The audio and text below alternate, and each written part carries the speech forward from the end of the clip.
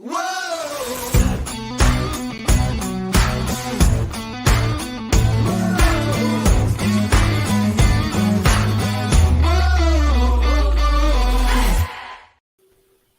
to the What's Up Verdict podcast, where we fashion ourselves television judge and jury. My name is JJ Crowder. I'm here with my co-host, Mattson. Better read than dead. And Alec Burgess. Let's get it. We appreciate you tuning in.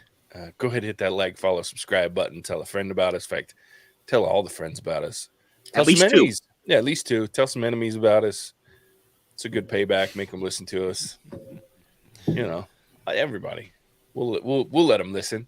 Yeah, we're live. We're here to talk about Rings of Power and the House of the Dragon. As always, we'll start with Rings of Power. So, yeah, let's dive in. There's some interesting things happening. That's one way to put it. Interesting. Middle Earth. It's a very, very neutral way to put it. Well, Yeah. Spoiler alert, Southlands are confirmed. It's now Mordor, if you weren't sure about that. Yeah. Thanks, Mattson. I appreciate you. Hey, I wasn't sure until it told me right on screen. I was like, okay, Mordor. I was wondering how they were going to do that in that big Yeah. reveal, and it took a really long time. I mean, Yeah. we're 8 episodes in now? Yeah. I mean, it was clever because they had all the location tags throughout the whole series so far. So it was clever, a way to drop it in there. And I laughed because it was like Southlands. I'm like, oh, here comes the big drop. Yeah, So, it's pretty cool. We got to see the Harfoots again. Yeah. And okay, I'm going to talk about the Harfoots real quick. Let's do it. Okay, so we have apparently the bravest hobbits, Harfoots on the planet in one little family group. Yeah. I am having a hard time reconciling how nobody in the Third Age seems to know about them when they are making huge waves here in the Second Age. Now, they haven't really interacted with any men or elves, but they have no problem interacting with wizards or, higher spirits. Yeah. I don't know about Their survival is based on nobody knowing they exist. Yeah. I don't know if they have no problems with it. It was more by necessity, but yeah. They're going to knock your brains out. Nori has no problems with this. She just drags everybody else into her shenanigans. Yeah. I'm back to thinking that as much as I don't want it to be, that it could be Gandalf or some predecessor of Gandalf of some sort. But I really don't want it to be any of the Istar because it doesn't fit within the timeline, and they promised that they wouldn't break it. So I want it to be somebody different. But that's my only thought, is that somehow these cultists or whatever they are that are following the Harfoots now, or have wrecked the Harfoots world, that they get wiped out, and the Harfoots never actually interact with anyone other than Mr. Wizard and these weird people. Why they got to light all their stuff on fire? Why they got to do that? Because they're obviously assholes. Yeah, they're just mean-spirited, magic-wielding maniacs. Mm-hmm. The Cult of Morgoth, maybe, or whatever. I don't know. I'm still curious to see who they turn out to be, though I didn't like the preview that Nori's eyes turned white in that preview. Not a big fan of that. Like she was passing over into a certain world of wraiths. Yeah, but all those wizards, their eyes were white. All those. Yeah, I noticed that. So, new fan theory: Nori becomes Radagast. With the tree thing, there's a lot of people that are saying now that they think the stranger might be Radagast. But I was like, all the wizards can technically do that kind of growth thing. That wasn't. The stranger thing's the only thing that's tiring me out a little bit, where I'm like, damn it, just like give me some more direction on who the hell this person is. I'm getting tired where they're stringing this out. I want more. I'm just getting impatient with it. I'll kind of agree with that. They are. It feels almost like they're stretching this a little bit too much in order to get to their 5 seasons that they need, or to make back their money on their budget. And while it was cute for the first 5 or 6 episodes, now it's like, okay, need a little bit more other than just mindless storytelling. However, they are doing a very good job of keeping me on the hook with the way they end episodes and me wanting to come back for the next.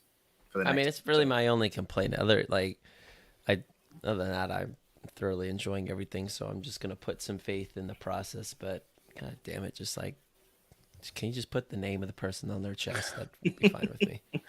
I think they just brought him in too early, and maybe the payoff will be worth it. But I think if they had held off, because we had the Harfoots in the first episode, and then they were in again in the second, he pops in so early that now we have to follow along and wonder who he is. Where maybe you could have just put the Harfoots in one episode to introduce them, and then we don't see them again until like 3 or 4, right? And then introduce them back, reintroduce them, and bring him in, and then maybe that kind of like, okay, we have so many reveals going on that now I'm tired of waiting on that one. And the only one that's gonna be worth it is if they break the timeline, or if it's Gandalf or one of the other Ishtar, or it's just I don't know. I'm with you though. I'm ready to know who that is. Or at but least this person speak words instead of just making noises. Like, come on. Yeah. I'm still thinking Man in the Moon, though I could be convinced with where they're headed, and it looks like they're close enough to the south that I could be okay with Bombadil. Like, I still think Bombadil would be the coolest. Like, that would be cool shit if it was Tom Bombadil. We got to see Tom Bombadil. That would be awesome. Because Bombadil was never good, evil, and he was just kind of there, So it was like, I'd be okay with him. Yeah, I think that'd be cool. And nobody knows where he came from. He was just there. That'd be an interesting reveal. Yeah, very unexpected. I could get behind that. Yeah. I will say, though, I am enjoying by itself Galadriel's arc. And I mean by herself if you isolate everything around her and just look at her specifically. Sure. Because we can kind of see the transition from warrior to the Lady Elorian that we get in the Third Age. Yeah. So if we just look at her in our own little vacuum bubble, I'm enjoying that. Once you put everything else that's happening around her, it's the worst. Yeah. A little. I mean, how are we going to introduce Celeborn as being MIA when Celeborn and Galadriel were the power couple of the Second Age? Yeah, well, and in this show they implied that he's dead. Yeah. I was like, no. Very, very much not. Yeah, I mean, they did everything together. Yeah, well, not only that, but if he isn't alive, how does Elrond get married? Oh, I saw a TikTok theory on this, and I'm going to ruin your entire day. Ready for this? Oh, no. So there is some speculation. I don't remember whose TikTok it was. I just kind of scrolled past it once they gave their story, and we'll never go back. Was talking that Halbrand is actually Sauron. Okay. He's going to impregnate Galadriel, and they're going to wipe away canon as now Galadriel's daughter, who marries Elrond, is going to be Sauron's kid. And now Aragorn's descendants will have the blood of Sauron. Can't make Celebrian freaking whatever. Oh, they could. They would. Go away. That hurt my brain. I will revolt and never watch this show. Absolutely. But is it that far off the mark? Is it something that Amazon wouldn't do? I don't think Tolkien's estate would allow them. And that's why Amazon has this show, is because Netflix offered the same exact amount of money to the estate for the rights as Amazon. What changed it was Amazon said, you can have control. You can have some creative control and keep it and allow us you get rights to decisions being made on this show on top of $250,000 just to own the rights. That's the difference as to why I don't think Tolkien's estate would allow that kind of blasphemous bullshit to get made in a show like this. You would hope, but it's not run by a Tolkien anymore, is it? I don't. I'm pretty sure Christopher still runs it. Didn't he die? Chris? No. I thought he was. Sounds like JJ and Chris are friends. Chris? Like I'm talking today. Hey man, I mean I've kind of hangs out in my freaking dreams. Oh yeah, he did pass away in 2020. Yeah, he was a victim of 2020. That's my bad. I mean the guy was older than dirt, so it's not surprising, but absolutely. I'm saying blasphemy may not be so far off. Away. I hope it's not, right? But the way that it's going, getting Halbrand Elvish medicine, they go off together. They've traveled together. I'm saying I also wouldn't be surprised if Amazon Prime committed blasphemy because they did it to the Wheel of Time series. Well, that's fair. I mean, that's fair. So Christopher's wife, Bailey Tolkien, and his nephew, Michael Tolkien, are the heads of the estate. So I think they're connected enough that Dude, I would sign hope me, so. sign I would me hope up for we're that safe. job. Hey, you're a great granddad, did all this cool stuff, and you can make money because of him. Just don't F it up. Oh yeah, dude. That's how wealthy people stay wealthy. That's how their kids stay wealthy. Generational wealth. Sign me up for that. We got our dear friend has joined the show. Oh man. Hi, Charles. I'm working on it. He's asked if one of JJ will be a wizard next week. Can we suggest the name? I'm interested to hear the name. You can suggest. I can make no guarantees whether. I'll guarantee it, Charles. Whatever you want, I'll make him do it. I'm not talking to Charles and I are not on speaking terms right now. You made some enemies, my friend, with a certain Pink Bird movie. Ugh. Oh. Which I found, Charles, by the way. So Yes, he did. What's our verdict? 2, Charles 0. That's right. A couple of us were. Oh my god, I love it. Okay, I can get behind that though. The Great Wizard Kahuna. I'm down. I'm down. Excellent. Yep. That's funny. God, the finale is next week. That's crazy. Yeah, I'll be salty if they mess with that whole thing because that family tree's hard to. I mean, they all have their important pieces, right? Like, I don't know. That's a tough one. It's a sacred family tree. Yeah. But also, I wouldn't put it past creative writers to go in and say, you know what would be cool is the one person in this family tree we can kind of get rid of is Celeborn. Yeah.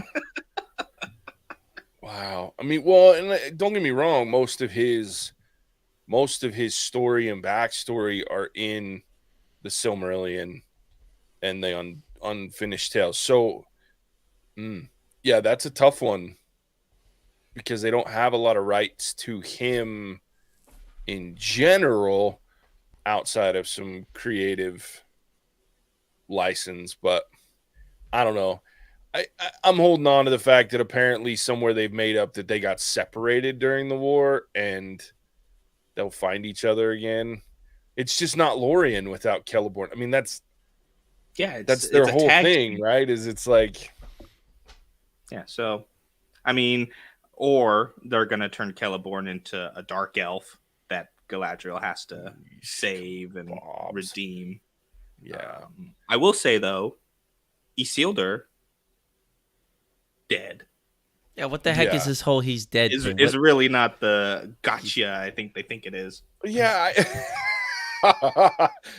it's true. Somebody needs to send them an email and be like, "Hey, we know how that story ends." And that's like he's not dead. It. So where'd he go? He's like taking a long crap or something. Well, and I mean, they kind of played that way too because the horse, like, Yeah. they set that horse not being willing to leave because the dude's still there. So I don't know. And I'm like sitting there thinking with Elendil, I'm like, what are you doing, dude? You told him the story, like, and you're all busted up about it. So get on your damn horse and go back. I was like, what? He's all butt hurt, doesn't want to come Yeah. back. I'm like, there, you pussy. That's what I was sitting there. I actually was sitting there going, and I was like I said, I was a little hopped up because of my kidney stones, but I was like, you little bitch.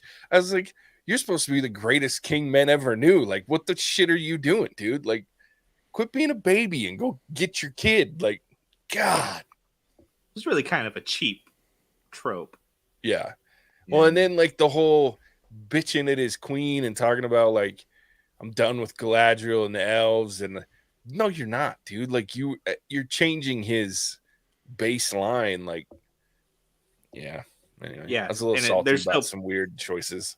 There's no payoff for that because, I mean, Isildur and Elendil, Elendil, I think his name means friend of elf. Is exactly how his name is translated to. Yeah, it literally means elf friend. So it's. I mean, they're trying to go for this dramatic kind of hasty making decision, Sure. but you don't need it because you don't need to make Isildur look like he's dead. Yeah. Well, and I'm sure that they'll get back to Numenor and he'll be like, no, I don't want to go back or whatever. And then that'll start the whole argument of going back and not going back and partially how Numenor ends up being destroyed. But at the same time, it's like, first of all, Isildur was there. Like, he goes with Elendil when they leave.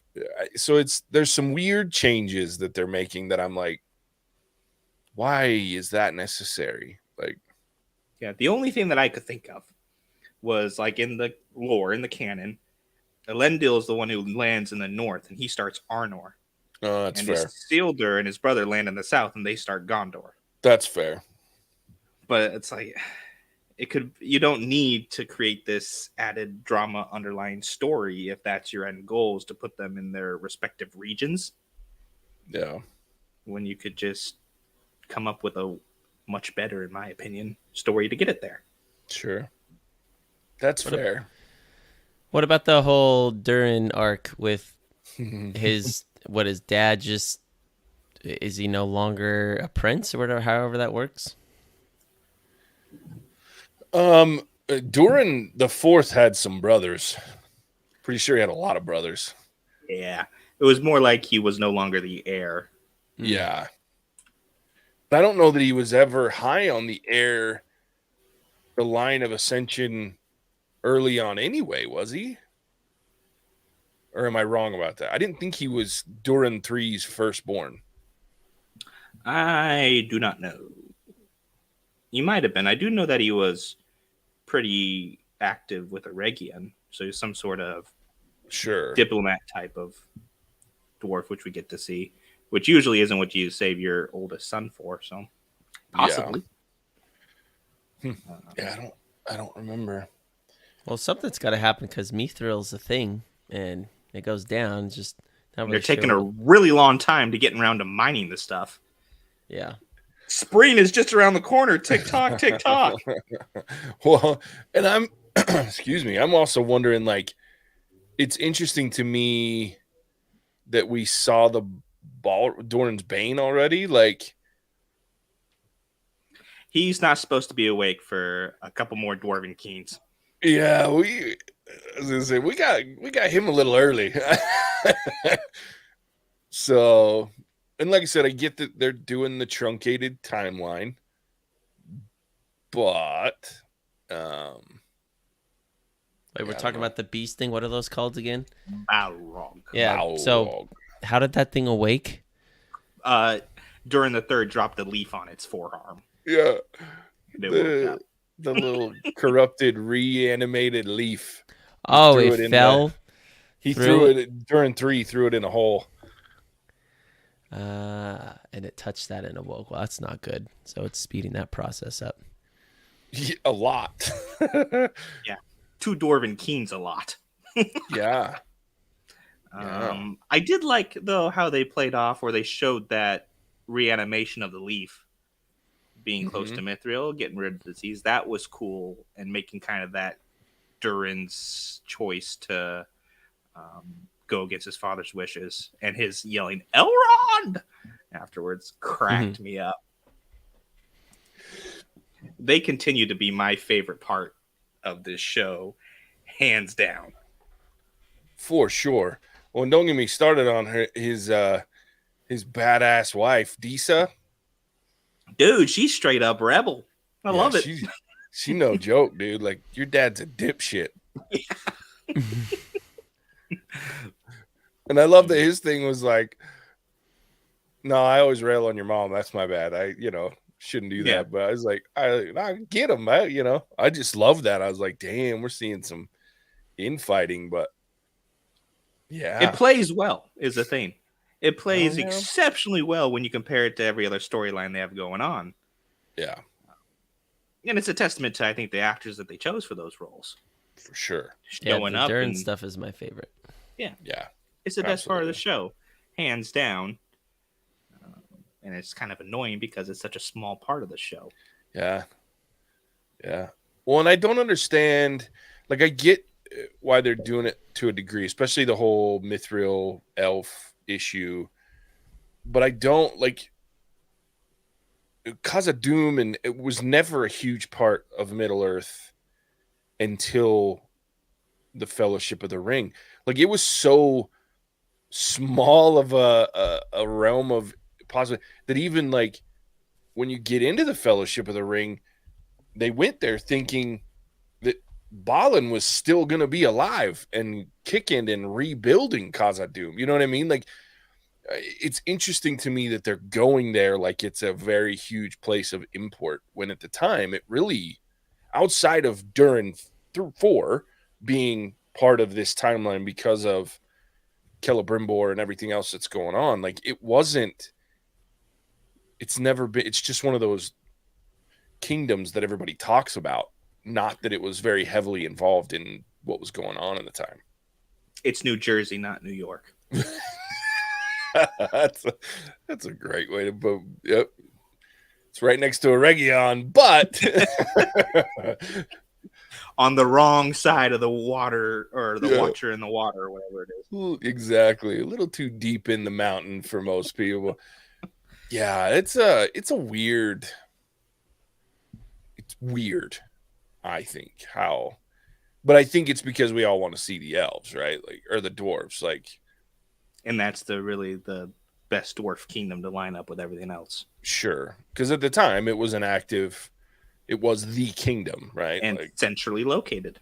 Sure. And I mean, even when you think about dwarves, like even Gimli, like they're Durin's folk, right? Like, it's like, we're not talking about, that's their chief namesake in dwarven history is Durin.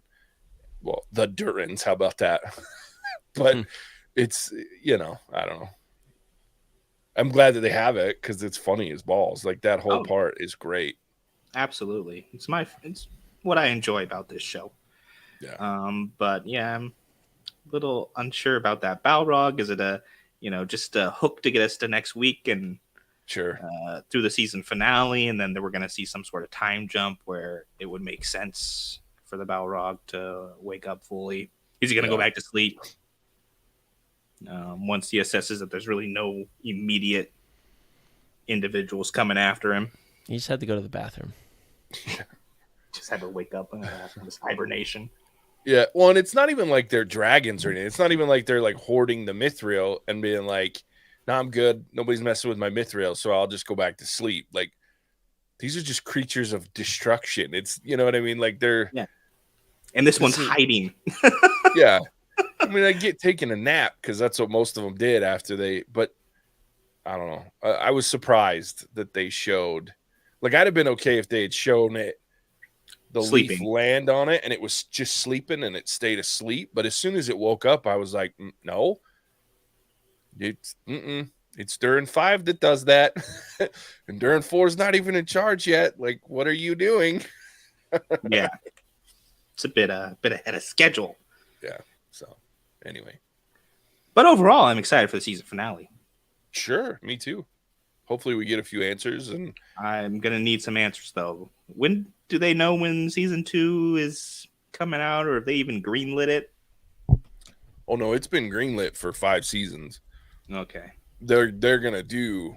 They bought it with the intention of doing 5 seasons, and unless it completely tanks, which it's not doing, I can't imagine that we won't get our 5 seasons. But I'm sure it'll take a while. I don't think that they're doing any kind of like rapid Filming. Or production. Yeah. Well, that's annoying. Mm-hmm. Because it's not good enough to wait 2 years for season 2. The head of Amazon Studios, Jennifer Salke, said they want the shortest time possible between seasons, but we want to keep the bar just as high. So it'll take what it takes. But there's some urgency around moving quickly, which is why these guys have been writing all through their hiatus. We're moving fast. So it doesn't sound like there's a month or years set, but my guess is they're probably going to target maybe end of 2023, early 2024 would be my guess. I was gonna say, if they've been writing all through the break, let's say they finish writing, they start filming early next year, you're at best late next year when it releases. Okay. That's if they start production by the end of this year or the very beginning of next year. I don't know if they're technically in pre-production at this point or not, but yeah, if you start filming at in the first quarter, you can usually get it released by the end of the year. So we'll see. All right. Well, is there anything else you guys want to bring up? Not really. That was about for it now. for me. Ooh, Although I feel like instead of a wizard, JJ should be a dwarf. I feel like that's more of his people. If I had some time, if I'd have known, I'd have let it grow. But I did think of something. We finally know where the Southlanders are going. Pelagia. So that's cool because that has ties to Umbar and the Corsairs from there. Yeah. And it's one of those Numenorian colonies that we talked about previously. And maybe these guys are going to be soaked up by Numenor, or they could become the future Umbarians. I was gonna say, it's an interesting take on the Corsairs and some of those not so nice men that fall in. I mean, and most of the South didn't do well when it came to which team they chose. Not even close. But I mean, I can imagine that living on the outskirts of Mordor, you're like, we're gonna be team Mordor. Yeah. Nazgul flying around and shit. Like, I'm probably hanging out with them too. Oh, hands down. I will have scurry. no compunctions about who I hang out with and who I invite to the barbecue. Yeah. Fair enough. All right, well, there it is. I'm torn. Who do I give these responsibilities to all of a sudden? Your responsibilities were filled in quite nicely, Mattson. I don't know if you've listened or not, but No, this dude went full pro on you, man. No, I have not listened. I would love to hear it again. Well, we'll give it for the first time. We'll let him do it right here. So, yeah, Alec, tell them everybody where they can find us. All right. Thank you. So once again for tuning into our live show for Rings of Power. We will be back next Monday once again at 5 p.m. Pacific. If you would like to join us and chime in as we give our verdict, we released the first Christmas movie of the season earlier today, being Gremlins, which is available where all fine podcasts can be found. Go check it out. Great movie and a great recording. We're also currently going live for Andor Thursdays at 5 p.m. Pacific time. Oh, that's my bad. And would love to see you guys there for that show as well. Special shout out to JJ Screaming Goats, our wonderful patron. If you guys like who we are and what we do and are interested in supporting us more directly, you can find us on Patreon, where you can unlock the ability to influence the content we release. And every dollar received from Patreon goes towards Spain and neutering Mattson. So it's for a good cause. We appreciate you guys taking the time to stop by and let us know in the comments if you approve of our verdict. We love it. Hey, we have a returning. Shantez is back. Shantez is back. Shantez, we're about to jump into Rings of Power, so good timing. Yep. Not Rings of Power. Sorry. House of the Dragon. House of the Dragon. Thanks, Alec. Sorry I failed you on the Pacific time there. That's okay, JJ. You only had one job. That's whatever. I know. And I'm still a little whacked out right now. Kidney stones are no joke. That's what I'm going to blame it on anyway. With that, if you're watching live, hang out with us. We're going to talk in a minute, but we will have a break. So you'll see our little intro again just for filming purposes. So hang out, though. We're going to talk about House of the Dragon. But as always, we appreciate you tuning in. And we'll catch you on the next one. Bye. Cinematic out. Whoa!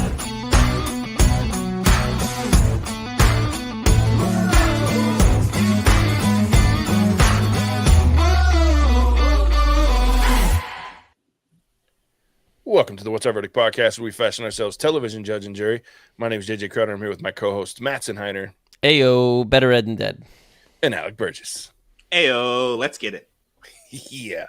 It's like little copycats. I just can't handle this shit.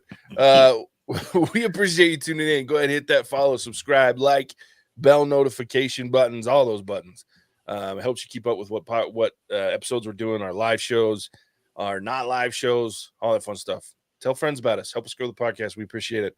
Do all those fun things. So, but let's talk House of the Dragon. Let's talk about things getting tense and going, boy. This episode was a little tense. I have some issues, but it was tense. Can anyone think of a show where they've had this many time jumps, or at least where this many change of actors? I don't know if I've seen something where they've had to, just by nature of what's happening. It's been really interesting. I can't think of something I've seen before. Not in one season for sure. I don't think I've ever even recasts like it's not been, but this is big. This show's all over the place. The only one I can maybe think of is Barney, where every season you had a new cast or something like that. It's fair. It's fair. Aged out. I will say that I don't. If I read right, there will not be any more recasting moving forward. So I think we're locked in with our cast for this season. I'm starting for this season. This season's almost over. So well, sure. I mean, we got 2 episodes left. But I'm starting to believe, based on where we're at in the timeline, what we're seeing, that this may be one of those what are these new type shows like American Horror Stories or whatever it is, or like where it's, I can't think of the name for them, but one of these shows where you're going to have different timelines. Like sometimes they say like, yes, oh, she got you, Mattson, Stargate and Lost. That's fair. That is fair. Well played. I think these might be one of those shows, or I could be wrong, but it would make sense to me, especially with like the rumored castings that are coming for season 2, like Elizabeth Olsen and wow, my brain just quit, but Superman. Henry Cavill? Henry Cavill, yeah. Oh, wow.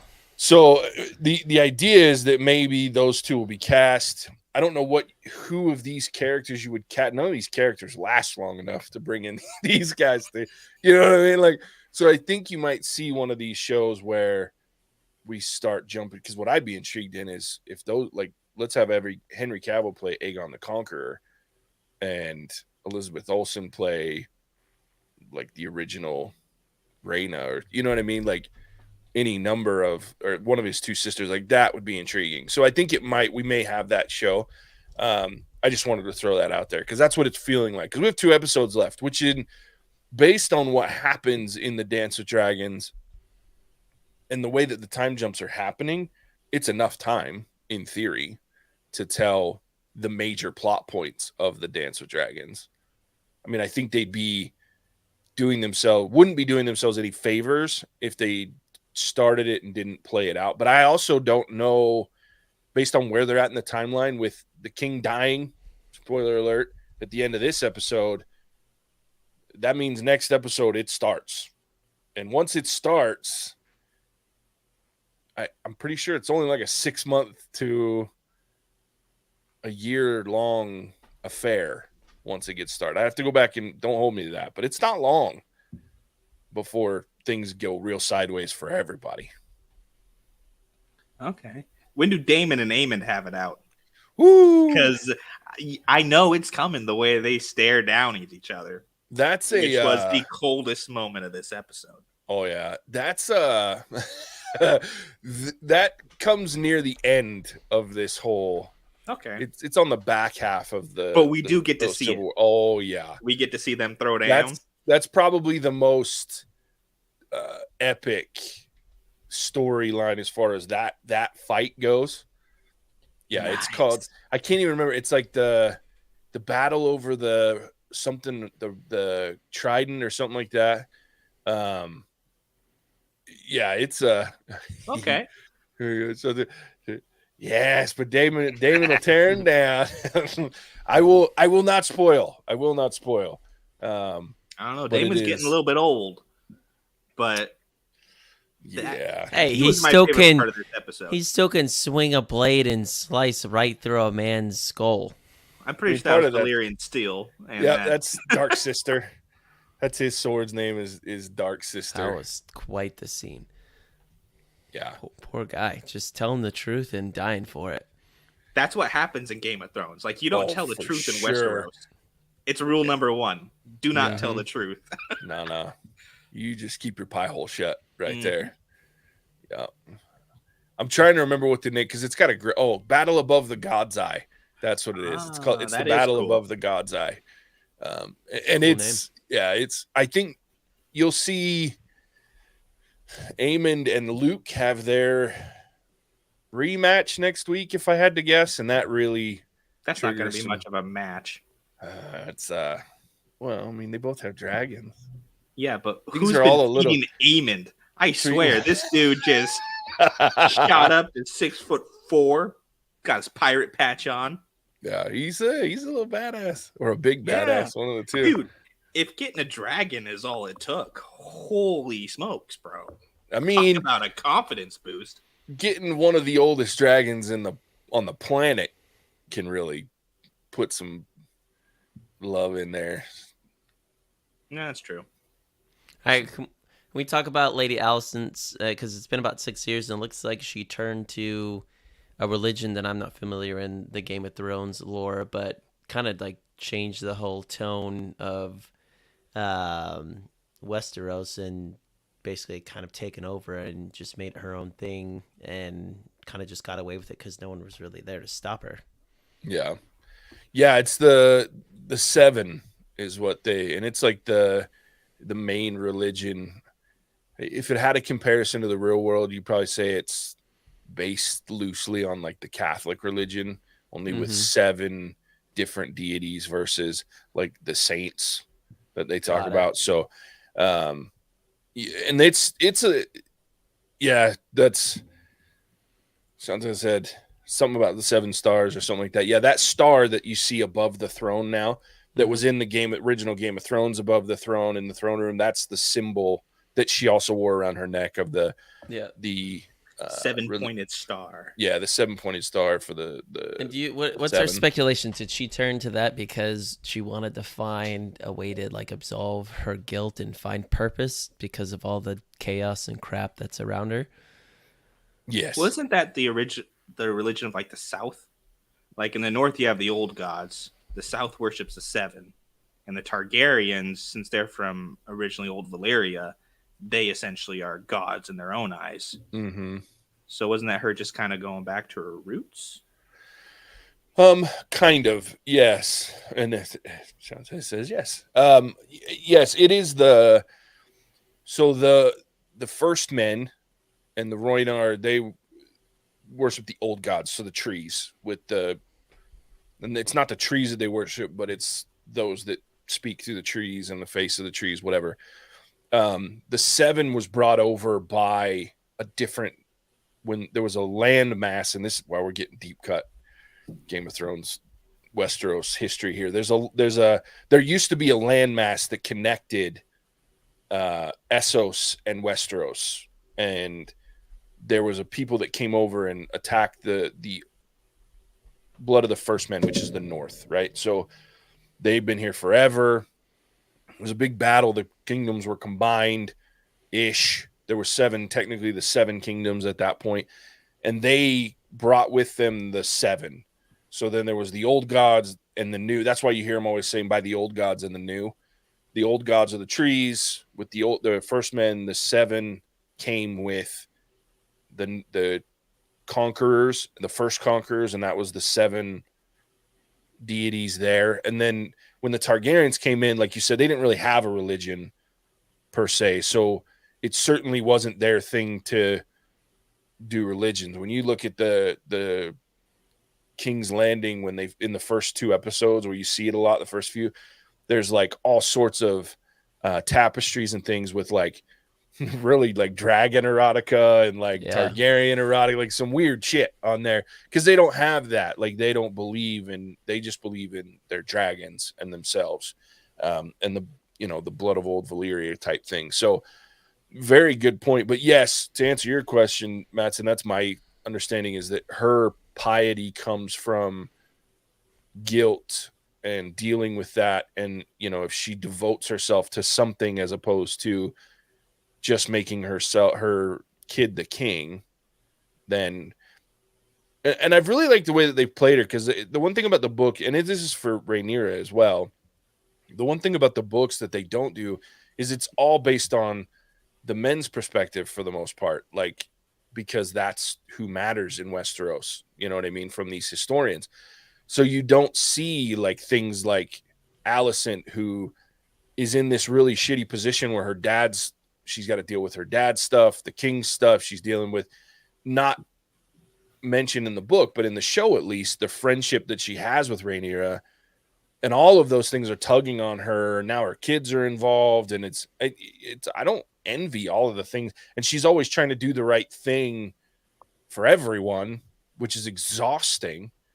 So you need something to fall back to. So I really like that they're playing her in that way, and that from that perspective. But yeah, it's interesting to see the transformation of the Red Keep as well into what we know it, and then like eventually even the Iron Throne is just the first part of the Iron Throne.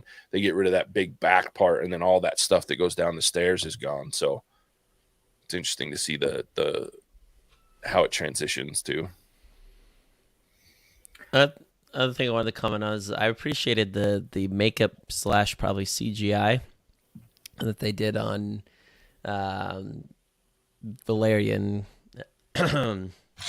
Viserys. Sorry, my apologies. Viserys.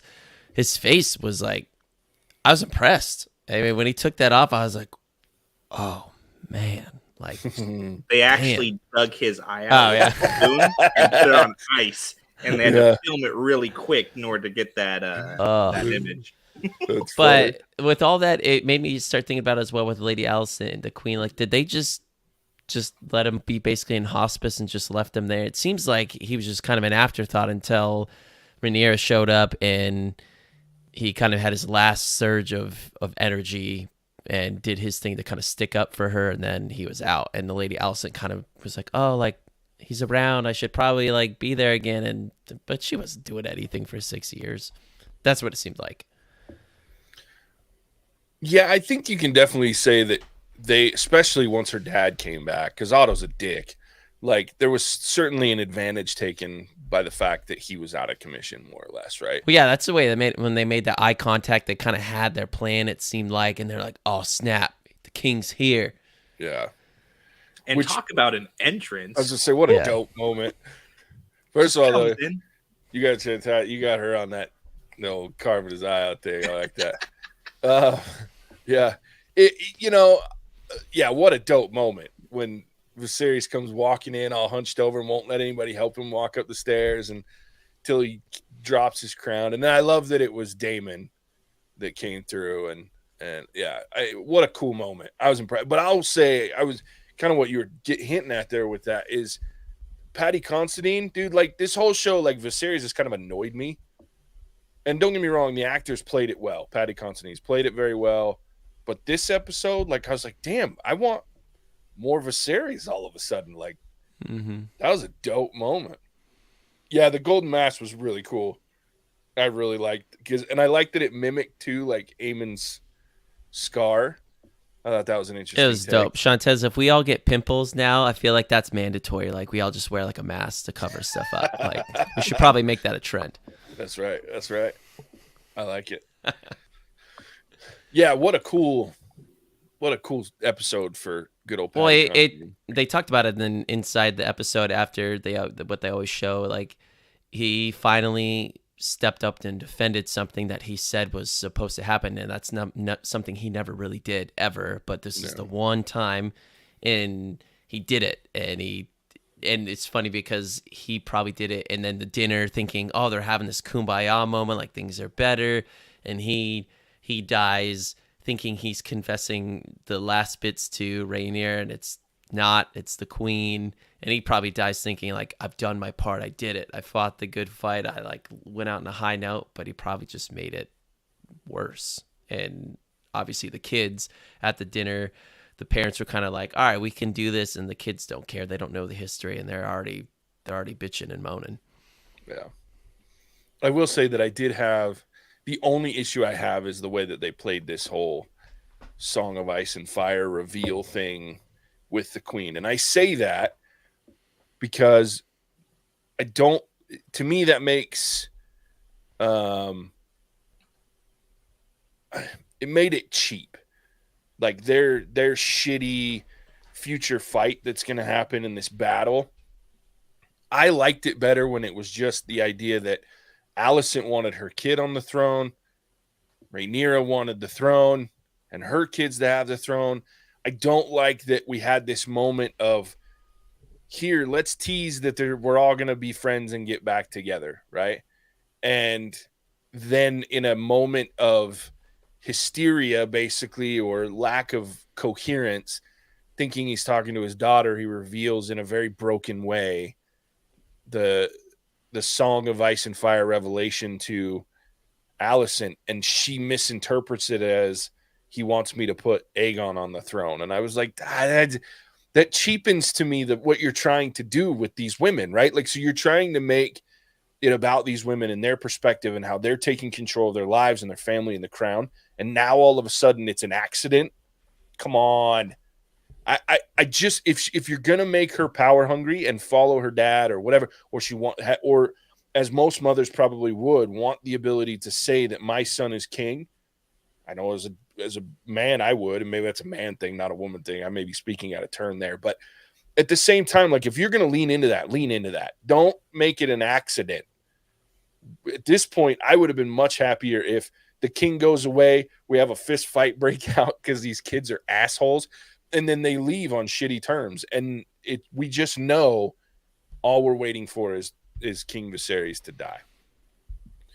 Oh, look at this line. Yep, she brought up a great line. So my favorite line was when he said, excuse my confusion, but didn't I already make this succession? I was like, oh, yeah, me too. I was like, I loved that moment where he's like, hold on, why are we doing this again? Like, this is clear.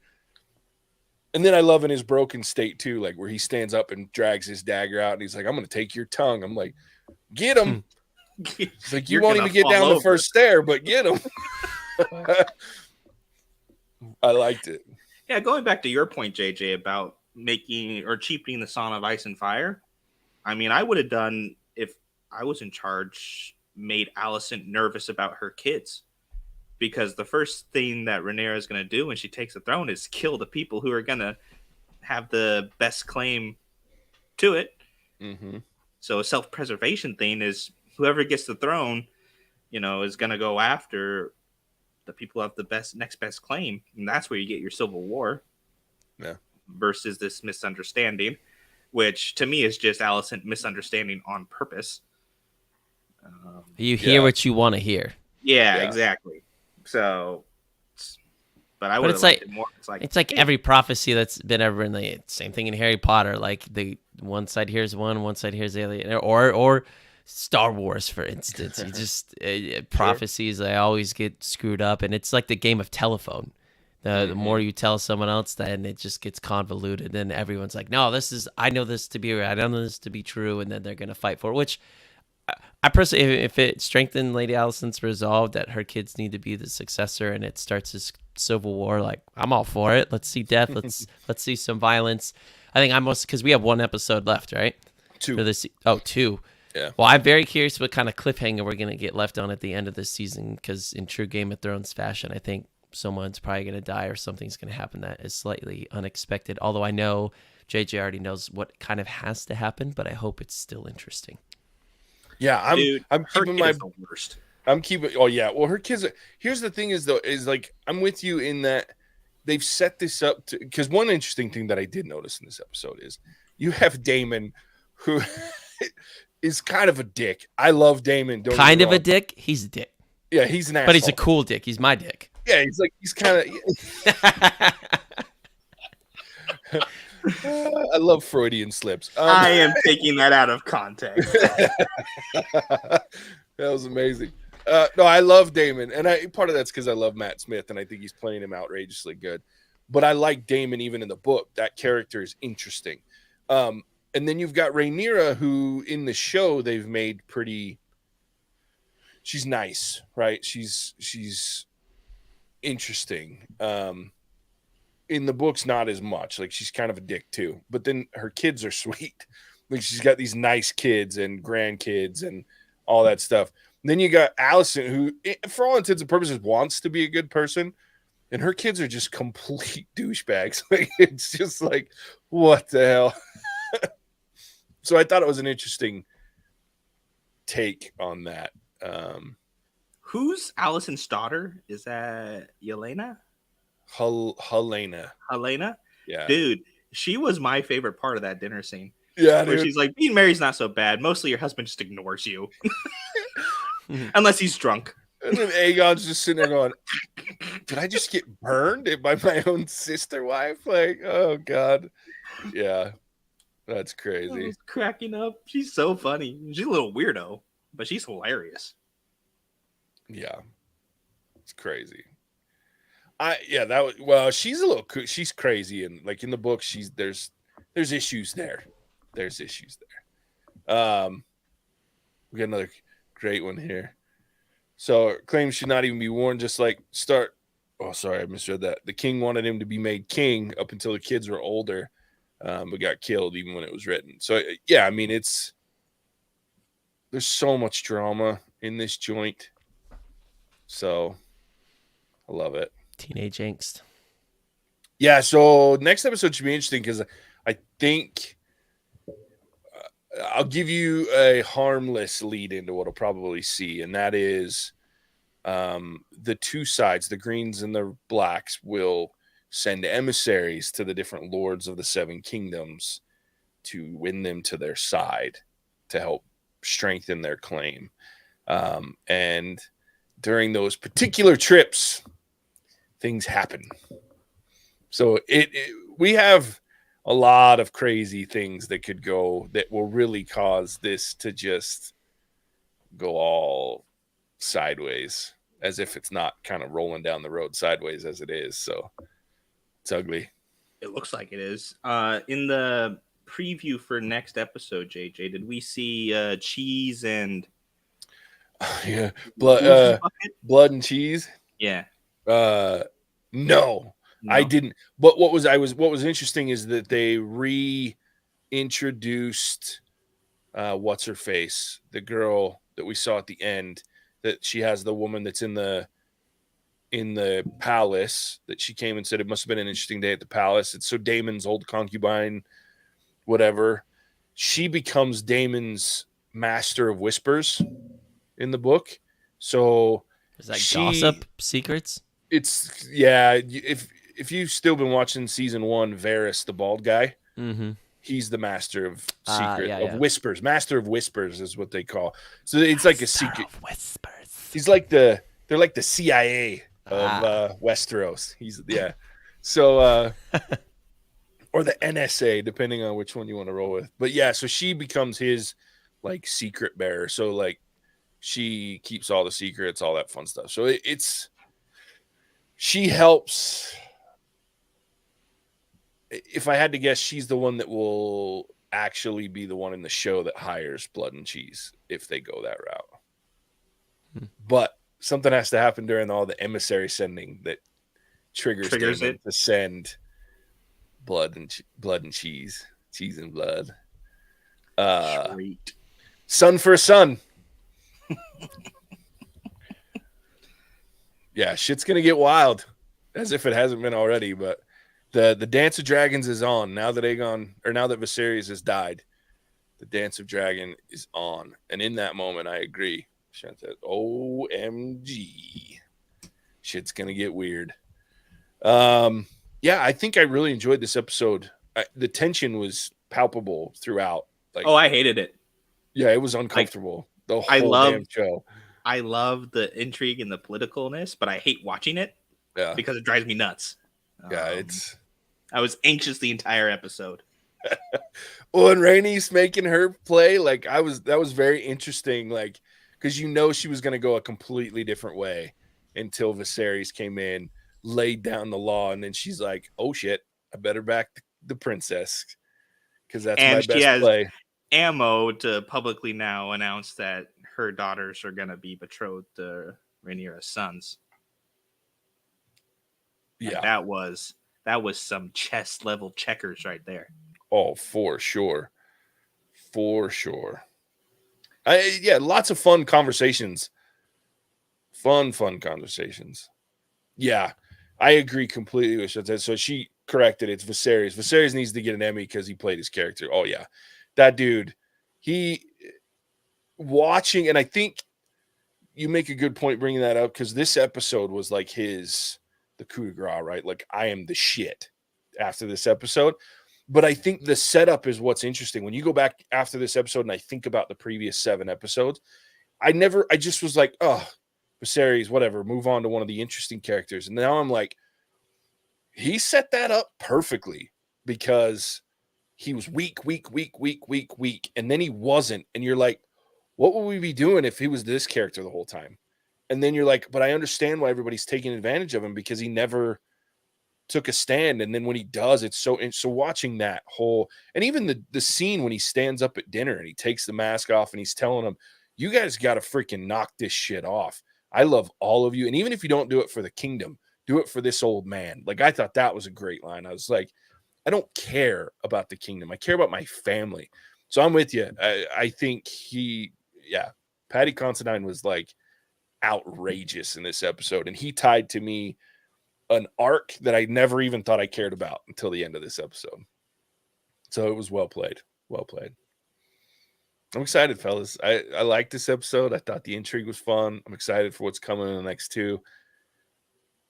I'm on board. I'm 100% sold, even after all of my grumpy from Game of Thrones. But I think that they've done this smart, how they've played this book. And a lot of people are bitching about it because all the time jumps and stuff. But and I get it, if you haven't read the book, I could see where it might be a little jarring. But knowing how the book's written, I think they've done a great job because it's very similar to how the stories are told in the book. So I'm intrigued to see how they do it. Excellent. Yeah. You're muted, Mattson. Looking forward to it too. Just saying, I'm looking forward to it. I'm intrigued. It's going to be exciting. There's going to be a lot of death, drama, and broken hearts. Agreed. There's no happy endings at the end of this story, I don't believe. There's no happy endings in anything George R.R. Martin writes. That's true. Cool. Well, there it is. All right, we'll trade off. Mattson, tell everybody where they can find us, back. Buddy. Hey, if you're listening to us now, we appreciate it. Sanchez, appreciate it. Charles, thanks for chiming in as well earlier. You can find us on our next live show this coming Thursday for Andor, as we kind of debrief on Star Wars at 5 p.m. Pacific. And when you're not listening to us live on YouTube or Facebook, you can find us on our podcast at What's Our Verdict Reviews, wherever you listen to podcasts. You can check us out on TikTok, Facebook, and Instagram to kind of stay up to date in some of our social media escapades. Alec's been focusing quite heavily on Rings of Power of late, which has been fun. Thank you all for chiming in there as well. Our website is still currently under construction, but we're excited to bring you some Halloween flair this month. And as Alec mentioned towards the beginning here, check out our Patreon as well if you want to see us do trailer reviews, if you want to recommend things we watch, even mandate something that we watch. You have the jurisdiction to do so. So check us out at What's Our Verdict podcast on Patreon as well. But likewise, thank you all for listening. We appreciate it. Yeah. Thanks for all the comments. Again, I feel like we'll have to get her to clarify. Please send us an email or put a comment in. Is it Shantae? Is it Shantez? Because I butcher names constantly, so I apologize for that. But thank you for tuning in. Love your comments as always. Yeah, so there it is. We appreciate you tuning in. She says, bye, you guys. See you next week. Bye, Shantez. Love it. So, awesome. We appreciate you tuning in. We'll catch you on the next one. Bye. Cinemagic out. Whoa!